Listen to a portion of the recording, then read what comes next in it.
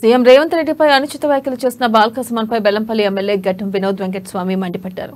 Balka Suman CM Revanth రెడ్డిపై చేసిన వ్యాఖ్యలను ఖండించారు. వెంటనే ముఖ్యమంత్రికి సుమన్ క్షమాపణలు చెప్పాలని డిమాండ్ చేశారు. సోషల్ మీడియాలో Balka Suman ex MLA TRS తరఫు నుంచి డిరోగేటరీ కామెంట్స్ ఆనరబుల్ ముఖ్యమంత్రి గారి మీద చేయడం తెలంగాణ ప్రజలకు ఉన్న డెమోక్రసీలో ఆయన కండక్ట్ చేసే భాష చాలా అంటే చాలా బాధాకరమైంది.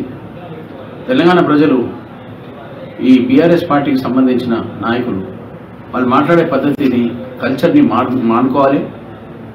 ఎందుకంటే కాంగ్రెస్ పార్టీలో మా డెమోక్రసీలో ఇప్పటివరకు ఎవరిని ఆ రీతిగా మాట్లాడలేదు. అసలు మాటలు మాట్లాడితే ప్రజలే బుద్ధి చెప్తారు. మా ముఖ్యమంత్రి గారు ఇంత కష్టపడి కాంగ్రెస్ పార్టీని 65 సీట్లు తీసుకొచ్చి తెలంగాణను కాపాడుకొని మా సోనియమ్మ తల్లి ఇచ్చింది కాపాడుకుంటే మీకు దాన్ని భరించలేక మీకు నోటికి వచ్చినట్టు మాటలు మాట్లాడడు ఇది మర్యాద కాదు. మీరు ఎట్టి పరిస్థితుల్లో ఈ వర్డ్స్ని విత్డ్రా చేసుకోండి. డెమోక్రసీలో దీన్ని మేము 100%గా ఖండిస్తున్నాము.